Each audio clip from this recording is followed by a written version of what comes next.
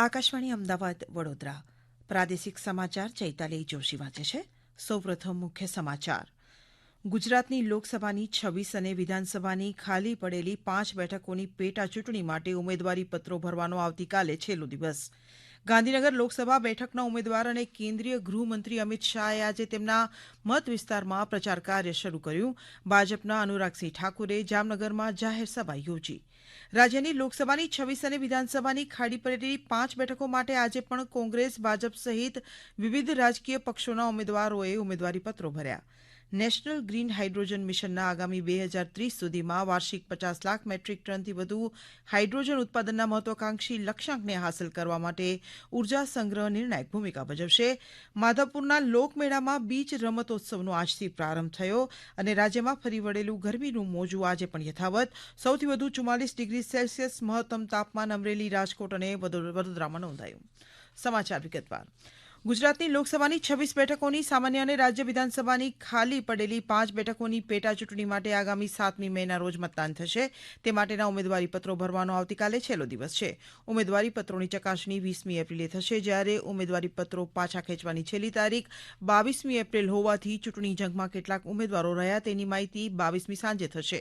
ઉલ્લેખનીય છે કે 7મી મેના રોજ ત્રીજા તબક્કાની લોકસભાની ચૂંટણીમાં 10 રાજ્યો અને 2 કેન્દ્ર શાસિત પ્રદેશોની 94 બેઠકો માટે મતદાન થવાનું છે.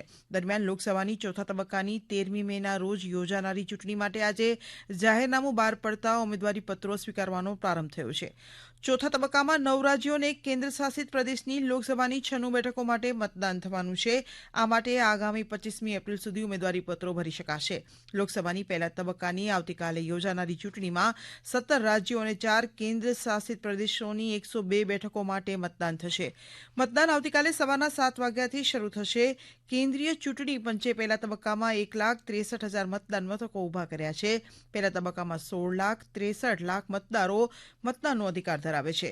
પહેલા તબક્કાના મતદાનમાં ભાજપના નીતિન ગડકરી, સર્વાનંદ સોનોવાલ, કિરણ રિજિજુ અને જીતેન્દ્રસિંહ તેમજ કોંગ્રેસના ગૌરવ ગોગોઈ, કાર્તિ ચિદમ્બરમ અને ડીએમકેના દયાનિધિ મારન સહિત કુલ 1,625 ઉમેદવારોનું રાજકીય ભવિષ્ય આવતીકાલે મતદારો નિર્ધારિત કરશે. ગાંધીનગર લોકસભા બેઠકના ઉમેદવાર અને કેન્દ્રીય ગૃહમંત્રી અમિત શાહ આજે તેમના મત વિસ્તારમાં ચૂંટણી પ્રચાર શરૂ કર્યો હતો. આજે સવારે ગાંધીનગર લોકસભા મત વિસ્તારમાં આવતા સાણંદ, કલોલ, અમદાવાદ શહેરમાં જીવરાજ પાર્ક 4 રસ્તા પર રોડ શો કર્યા હતા. આ રોડ શોમાં બહુ જ મોટી સંખ્યામાં લોકો જોવા મળ્યા હતા. રસ્તાની બંને બાજુ લોકોની ભીડ જોવા મળી હતી. આ રોડ શોમાં ભારતીય જનતા પાર્ટીના અગ્રણીઓ સહિત મોટી સંખ્યામાં કાર્યકર્તાઓ જોડાયા હતા. બીસીસીઆઈના સેક્રેટરી જય શાહ પણ રોડ શોમાં જોડાયા હતા.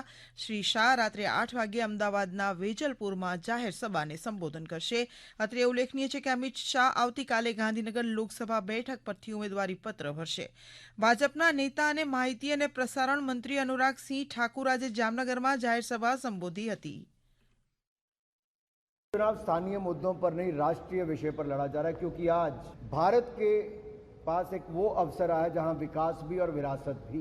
विकास वो जहां सड़क से लेके नेशनल हाईवे से लेके वंदे भारत से लेके पोर्ट और हाईवे बन रहे हैं, जहां आत्मनिर्भर भारत बन रहा है. हमारी आंखों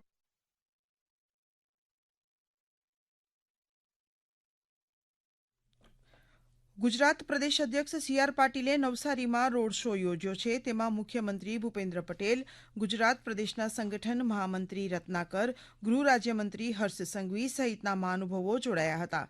નવસારીના તેમના મધ્યસ્થ કાર્યાલય ખાતેથી રોડ શોનું પ્રસ્થાન થયું હતું. સી.આર. પાટીલ આવતીકાલે નવસારી લોકસભા બેઠક પરથી તેમનું ઉમેદવારીપત્ર ભરશે. રાજ્યની લોકસભાની 26 અને વિધાનસભાની ખાલી પડેલી 5 બેઠકો માટે આજે પણ વિવિધ રાજકીય પક્ષોના ઉમેદવારોએ ઉમેદવારીપત્રો ભર્યા છે. અમરેલી લોકસભા બેઠકના ભાજપના ઉમેદવાર ભરત સુતરિયાએ અમરેલીમાં જાહેર સભા બાદ ઉમેદવારીપત્ર ભર્યું હતું.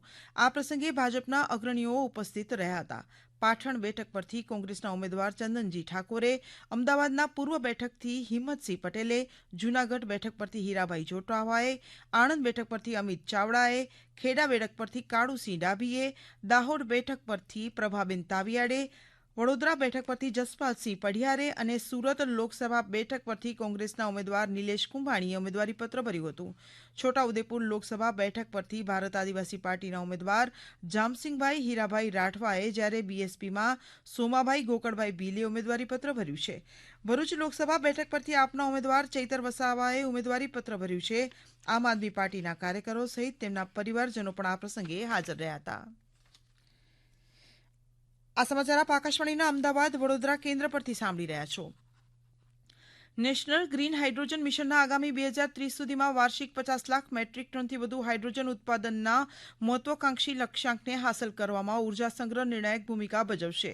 ભારતીય પુનઃપ્રાપ્ય ઉર્જા વિકાસ એજન્સી IREDAના અધ્યક્ષ અને મેનેજિંગ ડિરેક્ટર પ્રદીપકુમાર દાસે અબુધાબીમાં તાજેતરમાં યોજાયેલી વિશ્વની ભાવિ ઉર્જા અંગેની પરિષદમાં આયોજિત લાંબા સમયગાળાના ઉર્જા સંગ્રહ માટે ભાવિ વૃદ્ધિની તકો પર પેનલ ચર્ચા ભાગ લેતા આ મુજબ જણાવ્યું હતું.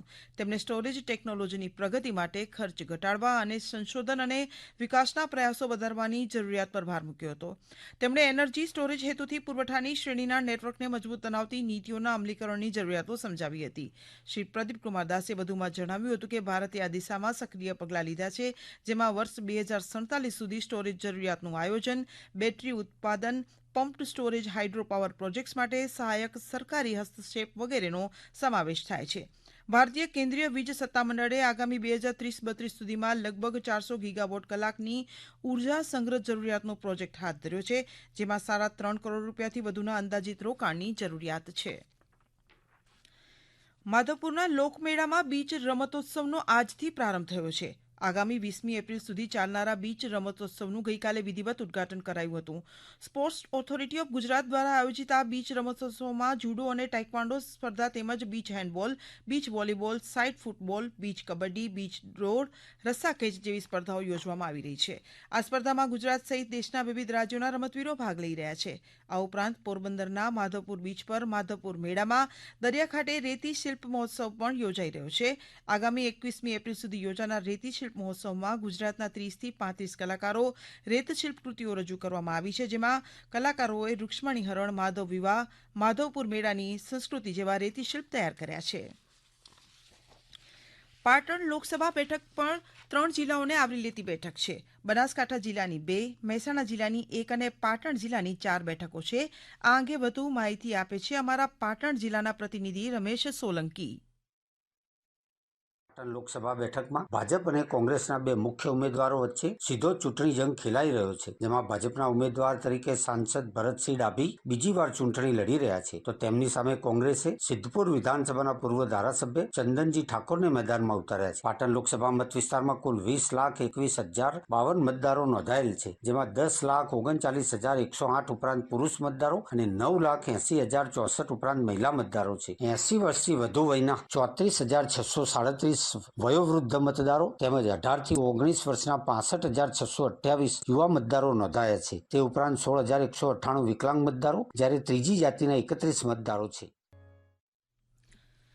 રાજ્યમાં ફરી વળેલું ગરમીનું મોજું આજે પણ યથાવત રહ્યું છે અને મોટાભાગના સ્થળોએ મહત્તમ તાપમાન સામાન્ય કરતાં 1 થી 7 વધુ નોંધાયું છે.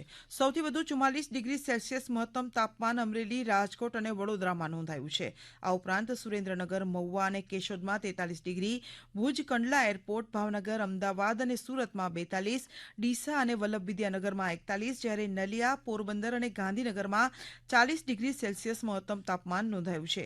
મહુવામાં સામાન્ય કરતાં 7 ડિગ્રી, પોરબંદર અને સુરતમાં સામાન્ય કરતાં 6 ડિગ્રી, નલિયા અને કેશોદમાં સામાન્ય કરતાં 5 ડિગ્રી વધુ મહત્તમ તાપમાન નોંધાયું છે. એવી જ રીતે આ સમયગાળામાં રાજ્યમાં ઘણા સ્થળોએ લઘુત્તમ તાપમાન પણ સામાન્ય કરતાં 1 થી 5 ડિગ્રી વધુ નોંધાયું છે. હવામાન વિભાગે જણાવ્યું છે કે થોડા દિવસ સુધી રાજ્યમાં ખાસ કરીને સૌરાષ્ટ્રના કેટલાક જિલ્લાઓમાં ગરમીનું મોજું યથાવત રહેશે.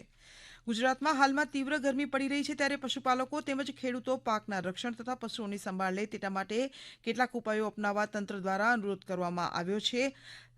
તો ઉપરાંત નાગરિકોને પણ બપોરના સમયમાં બહાર ન નીકળવા માટે સલાહ અપાઈ છે. અંતમાં મુખ્ય સમાચાર ફરી એકવાર. ગુજરાતની લોકસભાની 26 અને વિધાનસભાની ખાલી પડેલી 5 બેઠકોની પેટા ચૂંટણી માટે ઉમેદવારીપત્રો ભરવાનો આવતીકાલે છેલ્લો દિવસ. ગાંધીનગર લોકસભા બેઠકના ઉમેદવાર અને કેન્દ્રીય ગૃહમંત્રી અમિત શાહે આજે તેમના મતવિસ્તારમાં પ્રચાર કાર્ય શરૂ કર્યો. ભાજપના અનુરાગસિંહ ઠાકુરે જામનગરમાં જાહેરસભા યોજી.